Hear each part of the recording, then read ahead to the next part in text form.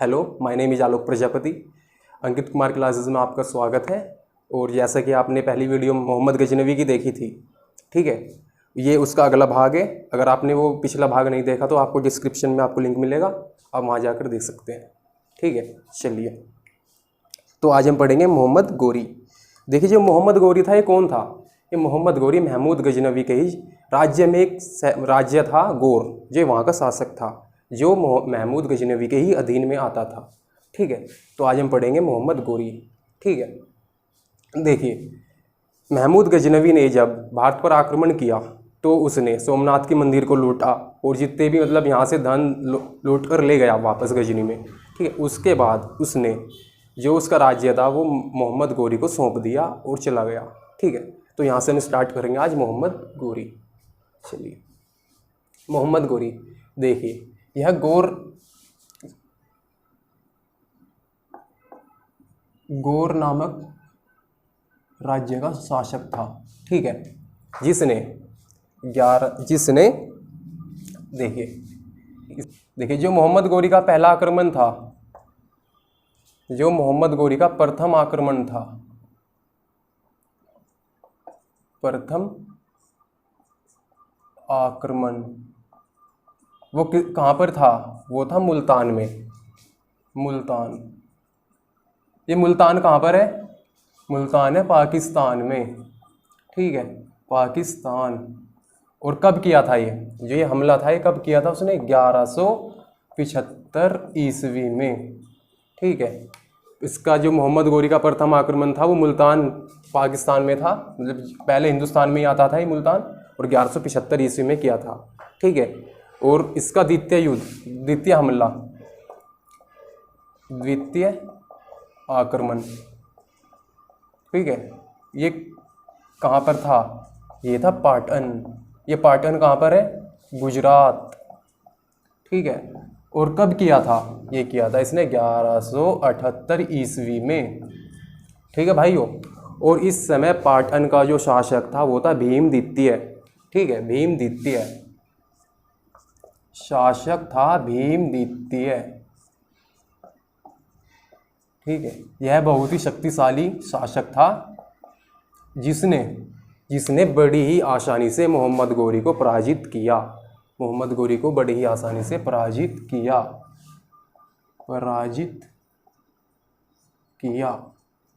ठीक है भाइयों, अगर आपसे पूछा जाए कि मोहम्मद गोरी को सर्वप्रथम किसने हराया था, वो था भीम द्वितीय। गुजरात के भीम द्वितीय थे पाटन के, जिसने मोहम्मद गोरी को हराया। ये याद रखने की बात है। ठीक है, क्वेश्चन निकलते हैं यहाँ से। ठीक है, देखिए, इसके बाद मोहम्मद गोरी पाटन से वापस चला गया। ठीक है, और इसने दिल्ली पर आक्रमण करने की योजना बनाई। ठीक है, उस समय दिल्ली पर किसका शासन था? उस समय चौहान वंश के पृथ्वीराज चौहान का दिल्ली पर शासन था। ठीक है, चलिए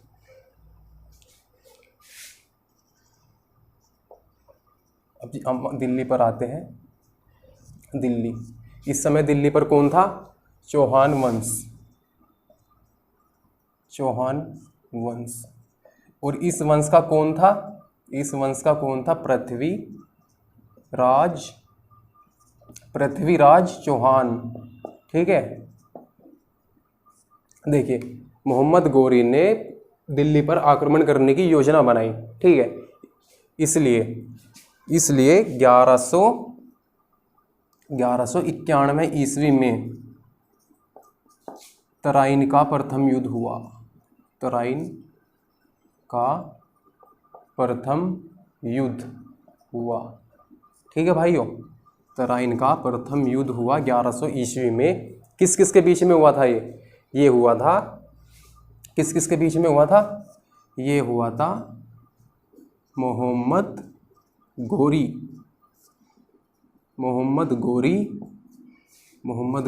और पृथ्वीराज चौहान। ठीक है, देखिए, इस युद्ध में पृथ्वीराज चौहान की विजय हुई और मोहम्मद गोरी की पराजय हुई। देखिए, पृथ्वीराज चौहान की विजय होने के बहुत कारण थे।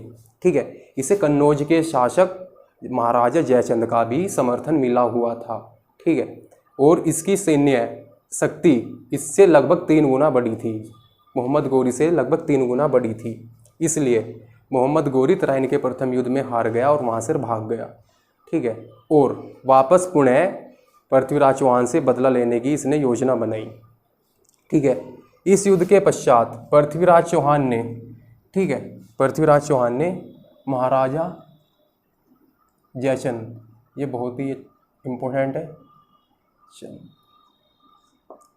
ये थे कन्नौज के शासक। ठीक है, ये कन्नौज के थे, कन्नौज ये यूपी में पड़ता है, यूपी में।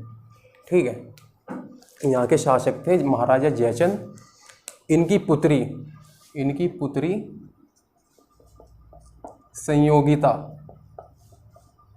संयोगिता से पृथ्वीराज चौहान ने बिना महाराजा जयचंद की इच्छा के, बिना इनकी सहमति के इससे शादी कर ली और इन्हें दिल्ली में ले आया। ठीक है, इसी कारण से महाराजा जयचंद पृथ्वीराज चौहान से बहुत ही ज़्यादा क्रोधित थे और इनसे बदला लेना चाहते थे। ठीक है, और महाराजा जयचंद ने मोहम्मद गोरी से हाथ मिलाया और पृथ्वीराज चौहान से बदला लेने की ठानी। ठीक है, इसके पश्चात ही तराइन का द्वितीय युद्ध हुआ। ठीक है, ये तराइन आज हरियाणा राज्य के करनाल जिले में पड़ता है। ठीक, करनाल और कुरुक्षेत्र के बीच में पड़ता है। ठीक है, अब आते हैं 1192 में फिर से तराइन का द्वितीय युद्ध हुआ। तराइन का द्वितीय युद्ध हुआ। ठीक है, द्वितीय युद्ध। ठीक है, यह युद्ध पृथ्वीराज चौहान और मोहम्मद गोरी के बीच में ही हुआ। ठीक है, और इस युद्ध में पृथ्वीराज चौहान की पराजय हुई। ठीक है, इसकी पराजय होने का मुख्य कारण यही था कि महाराजा जयचंद ने मोहम्मद गोरी का समर्थन किया। ठीक है, वह मोहम्मद पृथ्वीराज चौहान से बदला लेना चाहता था। ठीक है, देखिए इसमें पृथ्वीराज चौहान है, इनकी पराजय हुई और जो मोहम्मद गोरी है, मोहम्मद गोरी इनकी विजय हुई। ठीक है, देखिए यह युद्ध इसलिए इम्पोर्टेंट है, तराइन का द्वितीय युद्ध इसलिए इम्पोर्टेंट है, इसी युद्ध के बाद दिल्ली पर मुस्लिम आक्रमणकारियों का, मुस्लिम वंशजों का शासन इसी युद्ध से सुनिश्चित हुआ। इससे पहले दिल्ली पर किसी भी मुस्लिम शासक ने कोई भी शासन नहीं किया था। ठीक है, इसलिए आपको ये याद रखना है, बहुत ही इम्पोर्टेंट क्वेश्चन है। ठीक है, 1192 ईस्वी में तराइन का द्वितीय युद्ध हुआ। ठीक, चलिए देखिए, इस युद्ध के बाद दिल्ली पर मोहम्मद गोरी का शासन हो गया। ठीक है, और ये बात याद रखने की है कि जो ये युद्ध हुए थे दोनों, तराइन का प्रथम युद्ध और तराइन का द्वितीय युद्ध, ठीक है, इसमें मोहम्मद गोरी का जो सेनापति था वो कौन था? वो था कुतुबुद्दीन ऐबक। और जो पृथ्वीराज चौहान के थे वे थे महाराजा खेत सिंह खंगार। ठीक है, देखिए ये बहुत इंपॉर्टेंट क्वेश्चन है, ये पूछ लेते हैं। पृथ्वीराज चौहान के जो सेनापति थे वे कौन थे? वे खेत सिंह खंगार थे। ठीक है, इन्हीं के वंशजों ने बाद में बुंदेलखंड जो राज्य है, बुंदेलखंड, उस पर शासन किया। आपने नाम सुना होगा महाराजा छत्रसाल का, महाराजा मानसिंह का, वे इन्हीं के वंशज थे। ठीक है, चलिए, और महाराजा इस युद्ध के बाद, पृथ्वीराज चौहान तराइन के द्वितीय युद्ध के बाद, महाराजा खेत सिंह ने बुंदेलखंड को स्वतंत्र हिंदू राज्य के रूप में घोषित कर दिया। मतलब कि ये कि यह मोहम्मद गोरी की अधीनता स्वीकार नहीं करेंगे, यह दिल्ली सल्तनत, दिल्ली के दबाव में नहीं रहेंगे। ठीक है, और बुंदेलखंड पर हिंदू शासन का स्थापना की। ठीक है, चलिए देखिए, ये इससे पहले हमने महमूद गजनवी पढ़ा और ये मोहम्मद गोरी हो गया। इसके बाद आता है दिल्ली सल्तनत। दिल्ली सल्तनत से ही हम पढ़ेंगे जो मुस्लिम वंश जिन्होंने दिल्ली पर शासन किया है, हमें वे पढ़ने हैं। चलिए ठीक है, ये कंप्लीट हो गया। आते हैं हम दिल्ली सल्तनत पर।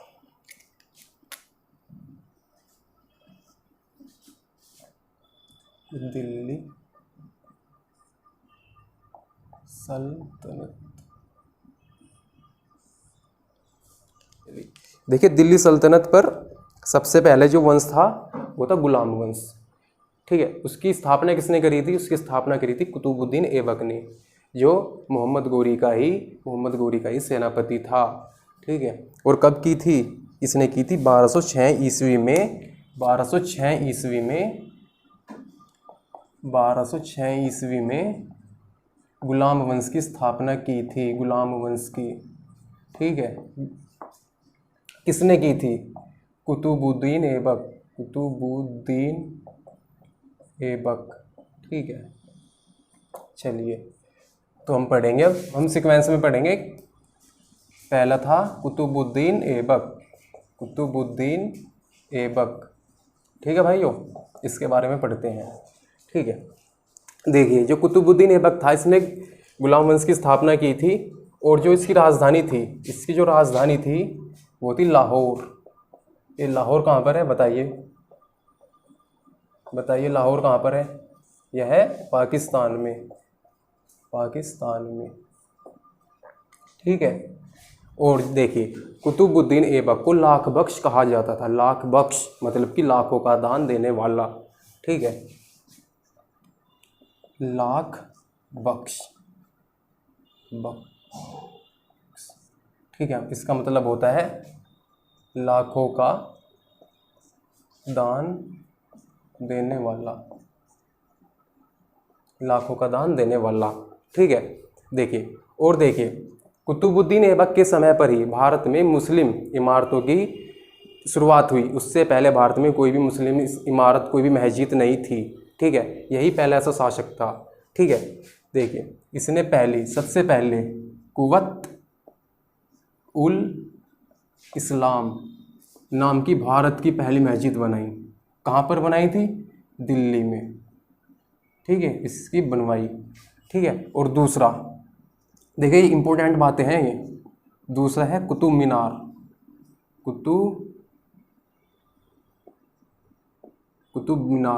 ठीक है।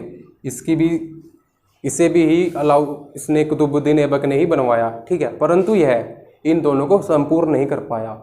इन्हें बनने से पहले ही इसकी मृत्यु हो गई थी। और ये याद रखना है कि कुतुबुद्दीन ऐबक की मृत्यु कैसे हुई, कौन सा खेल खेलते हुए कुतुबुद्दीन ऐबक की मृत्यु हुई, ठीक है। देखिए कुतुबुद्दीन ऐबक की मृत्यु चौगान खेलते हुए हुई, पोलो खेलते हुए हुई, ठीक है। ये पोलो कौन सा खेल है? ये पोलो वही खेल है इसमें घोड़े पर बैठकर खेला जाता है यह खेल, ठीक है। लिख देता हूँ मैं, मृत्यु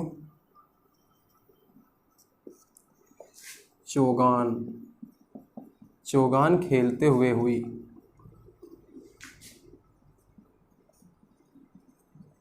ठीक है। चलिए देखिए कुतुबुद्दीन ऐबक का बस, हाँ इसका एक और इम्पोर्टेंट है, इसका सेनापति था।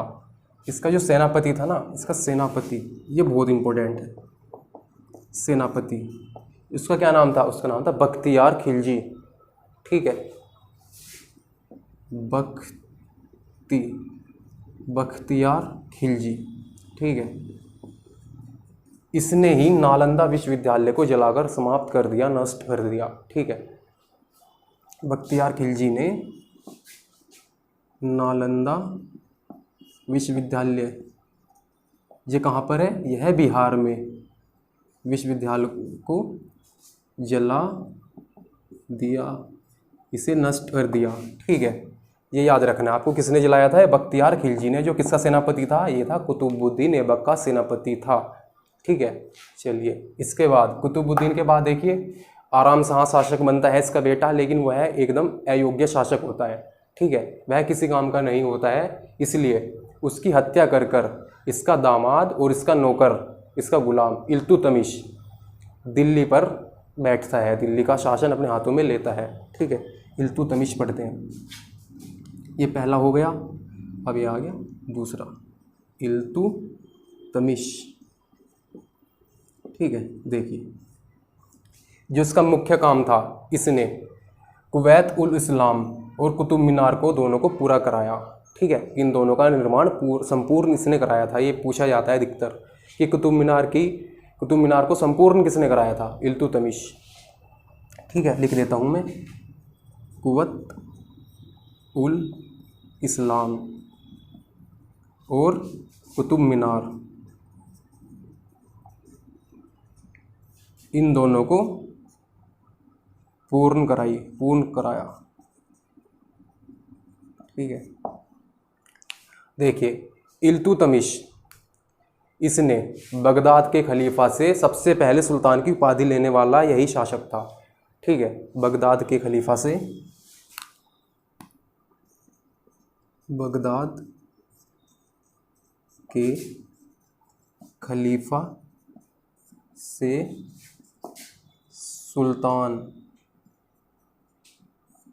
की उपाधि लेने वाला प्रथम शासक कौन था? इल्तुतमिश। ये याद रखना है। ठीक है, सुल्तान की उपाधि कौन देते थे उस समय? बगदाद के खलीफा। बगदाद ये सीरिया में है, आपने देखा होगा। चलिए, इसके बाद देखिए हम इम्पोर्टेंट पढ़ रहे हैं, जो गुलाम वंश के जो मुख्य जो शासक थे हम वे पढ़ रहे हैं। ठीक है, इल्तुतमिश के बाद हम पढ़ेंगे रजिया सुल्तान। रजिया सुल्तान, ठीक है, देखिए यह पहली मुस्लिम महिला शासक थी। ठीक है, प्रथम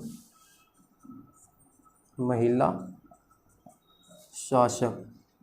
ठीक है, जिसका कई लोगों ने विरोध किया। ठीक है, क्योंकि यह पुरुष होते थे उन्हीं की तरीके से लड़ाई करती थी, युद्ध करती थी सब, मतलब इसमें मतलब महिलाओं वाला मतलब इसमें कोई भी वो नहीं था गुण। ठीक है, इसकी हत्या कैथल के समीप, कैथल जो हरियाणा में है, कैथल में इसकी हत्या डाकुओं ने कर दी थी।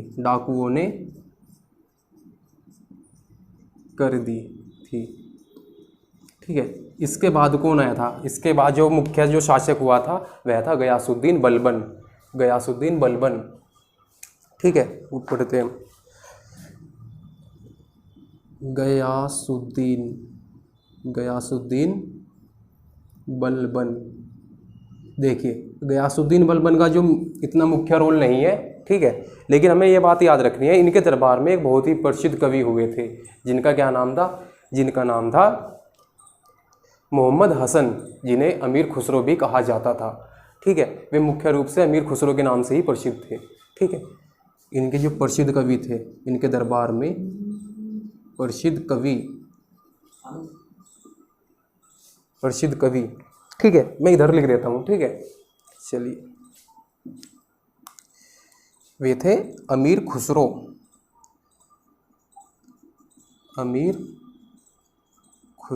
ठीक है, किसके दरबार में थे? यह थे गयासुद्दीन बलबन के दरबार में। ठीक है, चलिए, देखिए एक बात याद रखने की है, जब इल्तुतमिश शासक नहीं थे उस समय यह बदायूं, जो कि उत्तर प्रदेश में है, जहाँ के हजरत निजामुद्दीन थे, वहाँ के ये गवर्नर थे। वहाँ का शासक इन्हीं के हाथ में था, इल्तुतमिश के। ये याद रखने वाली बात है। ठीक है, और ये अमीर खुसरो किसके दरबार में थे? यह थे गयासुद्दीन बलबन के दरबार में थे। और ये शिष्य किसके थे? यह थे हजरत निजामुद्दीन के शिष्य। ठीक है, लिख देता हूँ मैं, हजरत निजामुद्दीन के शिष्य। अच्छा, इनकी दरगाह कहाँ पर है? इनकी जो कब्र है वो कहाँ पर है हजरत निजामुद्दीन की? वह है नई दिल्ली में। ठीक है, आपने देखा होगा, हजरत निजामुद्दीन रेलवे स्टेशन भी है। चलिए, देखिए अमीर खुसरो के बारे में जो इम्पोर्टेंट बात है, इनका जो दूसरा नाम है वो है मोहम्मद हसन। यहाँ से अक्सर क्वेश्चन निकाल लेते हैं, क्योंकि यह बहुत ही प्रसिद्ध कवि थे। और देखिए, इन्हें तबला और सतार का आविष्कारक भी माना जाता है। ऊपर से आन रहा। अच्छा,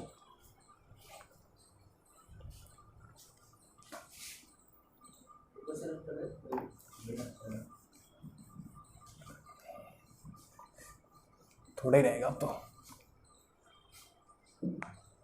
ठीक है, देखिए जो मोहम्मद हसन है, अमीर खुसरो है, इन्हें ही सितार सितार और